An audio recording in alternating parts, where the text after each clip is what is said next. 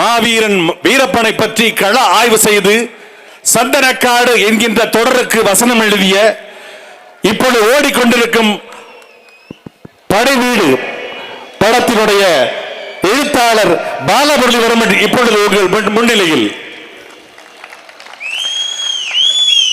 அனைத்து கட்சிகளுக்குமான தலைவர் அண்ணன் செந்தமிழன் சீமான் அவர்கள் உள்ளிட்ட தாய் தமிழ் உறவுகளுக்கு வணக்கம்.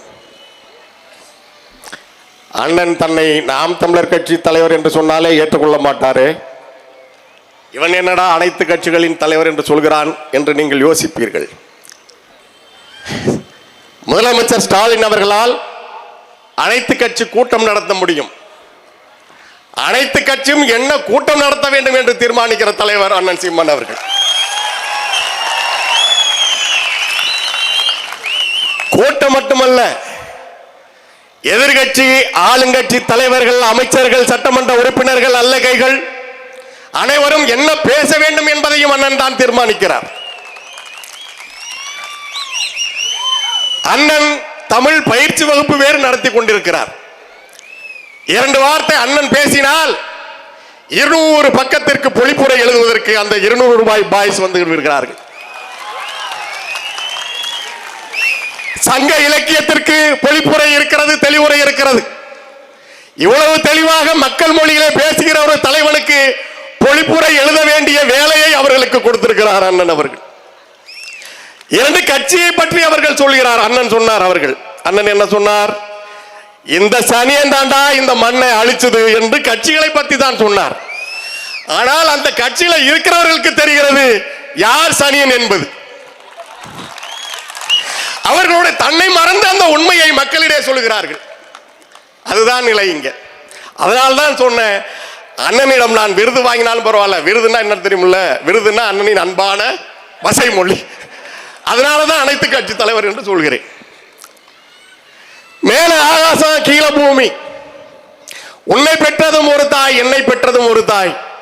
அந்த தாய் மீது சத்தியமாக நான் உண்மையை தான் சொல்வேன் என்று தன்னை நாடி வந்த மக்களுக்கு உச்ச நீதிமன்றமோ உயர் நீதிமன்றமோ தந்துவிட முடியாத உண்மையான நல்ல தீர்ப்புகளை வழங்கி இந்த தர்மபுரி, சேலம், கர்நாடகா, கேரளா உள்ளிட்ட அனைத்து பகுதிகளில் வாழ்ந்த எளிய மக்களுக்கான நீதி காவலனாக வாழ்ந்த ஐயா மாவீரன் வீரப்பனார் அவர்கள் ஆட்சி செய்த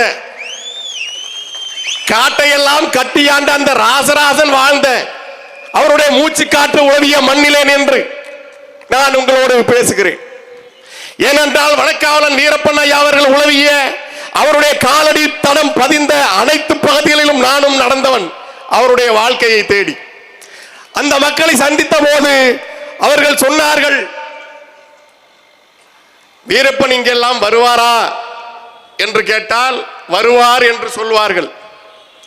காவல்துறை இங்கே வந்து என்ன செய்தார்கள் என்று நாம் ஈர்விகுதி போட்டு மரியாதையாக கேட்டால் அவனுங்க வருவானுங்க என்று சொன்னார்கள். இதுதான் ஐயா வீரப்பனார் அவர்கள் வாழ்ந்த வாழ்க்கையின் அடையாளம். ஐயா வீரப்பனார் அவர்கள் இந்த மக்களின் காவலனாக, மலைகளின் காவலனாக, காடுகளின் காவலனாக வாழ்ந்தார். அண்ணன் சொல்வது போல இங்கே அன்பு மகள் வித்யா அவர்கள் கூட குறிப்பிட்டார்கள், சந்தன மரத்தை வெட்டினார் என்று. அவர் வெறும் 11 மாதம் தான் வெட்டினாரு. சரி வெட்டினாரு. அண்ணன் கேட்கிற கேள்விதான், யார்டா வித்தாரு? யாருடா அதை வாங்கினீங்க? அன்பார்ந்த உறவுகளே, ஐயா வீரப்பன் அவர்கள் பல பட்டியல் சொல்லி இருக்கிறார்கள். அரசியல்வாதிகள் மறந்திருப்பார்கள், மக்கள் மறக்க கூடாது. ஈட்டி மர பெரியசாமி என்று ஒருவரை குறிப்பிடுவார். யார் அந்த ஈட்டி மர பெரியசாமி? ஈட்டி மரம் என்றால் அந்த செம்மரத்தை தான் அவர் ஈட்டி மரம் என்று சொல்வார்கள். இந்த பகுதியில் ஈட்டி மரத்தை வாங்கி விற்று இன்றைக்கு தமிழ்நாட்டிலேயே அதிகப்படியான வாக்குகள் வாங்கி அமைச்சராகி இருக்கிற ஒருவர் இன்றும் இருக்கிறார். அவர் யார் என்று கண்டுபிடியுங்கள். நாம் அவர்களைத்தான் ஆள வைத்துக் கொண்டிருக்கிறோம். அதனால்தான் மலைகளின் மாநாடு, மலைகளை காப்பதற்காக அண்ணன் சீமான் மாநாடு போட வேண்டிய தேவை இருக்கிறது. மரங்களை காப்பதற்காக மாநாடு நடத்த வேண்டிய தேவை இருக்கிறது. மரம் ஓட்டு போடுமா? மலை ஓட்டு போடுமா? ஆடு மாடு ஓட்டு போடுமா? 60 ஆண்டு காலமாக இங்க மஞ்ச குளிச்சதுனால வந்த நக்கலு அடே நீங்க தோண்டி புறத்தினதுலாண்டா என் மக்களுக்கு அது பாடம் எடுப்பதற்காக அண்ணன் இந்த மாநாடுகளை நடத்துகிறார். எல்லோரும் தேர்தல் வேலை செய்கிறார்கள். நீங்கள் என்ன வேலை செய்து கொண்டிருக்கிறீர்கள் என்று கேட்கிறார்கள். நாங்கள் தேசத்தை காக்கிற வேலையை செய்து கொண்டிருக்கிறோம். தேர்தல் வேலை செய்தவன் அரசியல்வாதி, தேசத்தை காப்பவன் தான் தலைவன். தேசத்தை காக்கின்ற தலைவன் வந்திருக்கிறார். அதை இனிமேலும் நீங்கள் அந்த வாய்ப்பை தவற விட்டு விடாதீர்கள். அன்பான மக்களே, ஐயா வீரப்பன் அவர்கள் 2007 அவர் வாழ்க்கையை பதிவு செய்த போதே நான் எழுதியிருக்கிறேன் இன்றைக்கு நடக்கிற இந்த இழி நிலைகளை.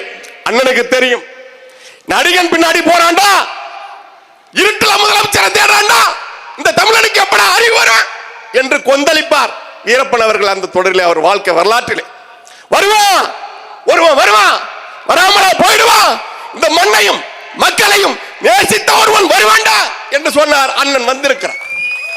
நீ யாரெல்லாம் இழந்திருக்கிற? பிரபாகரனை இழந்திருக்கிறாய். தேசிய தலைவர் பிரபாகரனை நான் இழந்தோம், தமிழரசனை இழந்தோம். இன்னும் இருப்பது ஒரே வாய்ப்புத்தான், முழிச்சுக்க. இந்த மலைகளை காப்பது, இந்த மண்ணை காப்பது, நீர்வளத்தை காப்பது, எல்லாவற்றையும் சேர்ந்து ஒட்டுமொத்தமாக தமிழ்நாட்டை காப்பதற்கு இருக்கிற ஒரே வாய்ப்பு நாம் தமிழர் கட்சியும் அண்ணன் சீமான் அவர்களும் தான். நமது சின்னம் விவசாயி என்பது உலகத்தை காக்கின்ற விவசாயியை காப்பது. எழுதி வச்சுக்க. அவர்கள் சொல்வார், அண்ணா பொடி போட்டார், அதை ஸ்டைலா அப்படி போட்டார்லாம் செஞ்சு காட்டுவான். அண்ணா பொடி போட்டாரு, அவருக்கு புற்றுநோய் வந்தது. அன்னைக்கு தாண்டா தமிழ்நாட்டுக்கே புற்றுநோய் வந்தது, கருணாநிதி என்னும் புற்றுநோய். அண்ணன் ஹுமாயூன் அவர்கள் குறிப்பிட்டாங்கல்ல புற்றுநோய். ஆனா அண்ணா பொடி போட்டார், புற்றுநோய் வந்தது. நமது அண்ணன் அந்த திராவிட கூடாரத்திலே இடிமுழக்கம் இடுகிறார். அந்த புற்றுநோய் தரைமட்டமாக ஆகிக் கொண்டிருக்கிறது. திராவிட கரையான்கள் கட்டிய புற்று இனி இந்த மண்ணிலிருந்து அப்புறப்படுத்தப்படும். அதற்கு நமக்கு இருக்கிற ஒரே வாய்ப்பு நாம் தமிழர் கட்சி. அவர்கள் கேட்பது சரிதான். நமக்கு எதுக்கு மலைகளின் மாநாடு, நமக்கு எதுக்கு மரங்களின் மாநாடு? ஒரே ஒரு மாநாடு தான், இந்த தமிழ்நாட்டை காக்கின்ற மாநாடு. அது விரைவிலே அண்ணன் அறிவிப்பார். அந்த மாநாடு நடக்கும். அன்று வரலாறு மாறும், அன்று வரலாறு மாறும். 2026 நாம் படைப்போம் புதிய அரசியல் வரலாறு. கர்ஜனை வேறு, குருட்டை வேறு. குருட்டையே கர்ஜனையாக நினைத்துக் கொண்டு தன்னை சிங்கம் என்று சொல்லிக் கொண்டிருக்கிறார். நீ எப்ப பார்த்தாலும் தூங்குவப்பா, அது குரட்டை, அது குரட்டை. அப்பம் பேரையே துண்டு சீட்டை பார்த்து படிக்கிறவன், தாம் பெயரையே துண்டு சீட்டை பார்த்து படிக்கிறவன் இந்த நாட்டில் தலைவன். ஏண்டா தமிழன் அவ்வளவு கேவலமா போயிடுச்சா? உனக்கு அவ்வளவு கேவலமா போயிடுச்சா? கரியாளன் இந்த மண்ணை மக்களையும் ஆட்சி செய்தான், ராசராசன் ஆட்சி செய்தான். தலைவர் பிரபாகரன் இந்த மண்ணை மக்களுக்காக வாய்த்தார். அண்ணன் தமிழரசன் அவர்கள் இந்த மக்களுக்காக போரிடார். அந்த வழியிலே வந்திருக்கிற அண்ணன் சீமான் அவர்கள் உனக்கு இருக்கிற ஒரே வாய்ப்பு, ஒரே வாய்ப்பு. வீரப்பன் அவர்கள் சொல்வது போலத்தான், இந்த மண்ணின் மைந்தர்கள் இந்த மண்ணை ஆள வேண்டும். மண்ணின் மைந்தன் ஒன்று கூடினால், அவர்கள் சொல்வார்கள், மண்ணின் மைந்தர்கள் ஒன்று கூடினால் நாம் இங்கே தொழில் செய்ய முடியாது. ஏமிரா ஸ்டாலின் காரு, ஏமிரா இதுக்காகவா உன்னை ஆட்சியில் வச்சிருக்கேன்னு அங்கேருந்து வரும். கேரளாவில் மலை இருக்கு, கேரளாவில் காடு இருக்கு, பத்திரமா இருக்கு. ஏன் அந்த மண்ணின் மைந்தன் ஆளுகிறான். கர்நாடகாவில் காவிரி செழிப்பா தான் இருக்கா, இளங்கோ அடிகள் எழுதியது போல காவிரி அங்கே கொளிக்கிறாள். ஏன் மண்ணின் மைந்தன் ஆளுகிறான். இங்கே அவர்களுக்கு அவருடைய நடுப்பொண்டாட்டி மகன் பிறந்தவர்கள் கையில ஆட்சியில இருப்பதனால்தான் இங்க காவிரி, காடு, மலை, நீர், நிலம், மண் மொத்த தமிழ்நாடும் மண்ணாக போய் கொண்டிருக்கிறது. அருமை உறவுகளே, இதற்கு மேலும் இழுக்கலை என்றா இந்த நாட்டிலே, இந்த தேசத்திலே, இந்த பெரும் தேசத்திலே, இந்த உலக பூமியிலே, இந்த பூமி பந்திலே தமிழனம் என்ற ஒன்று வாழ்ந்ததற்கான தடமே இல்லாமல் செய்து விடுவான் திராவிடன் என்று நெஞ்சில் குறித்துக்கொள். நன்றி, வணக்கம். நாம் தமிழர், தமிழ் தாய் வாழ்க, தலைவர் பிரபாகரன் வாழ்க. நாம் தமிழர். கரிகாலன், ராஜராஜன், ராஜேந்திரன், தலைவர் பிரபாகரன், அண்ணன் தமிழரசன், அண்ணன் சீமான் உங்களோடு. நன்றி, வணக்கம்.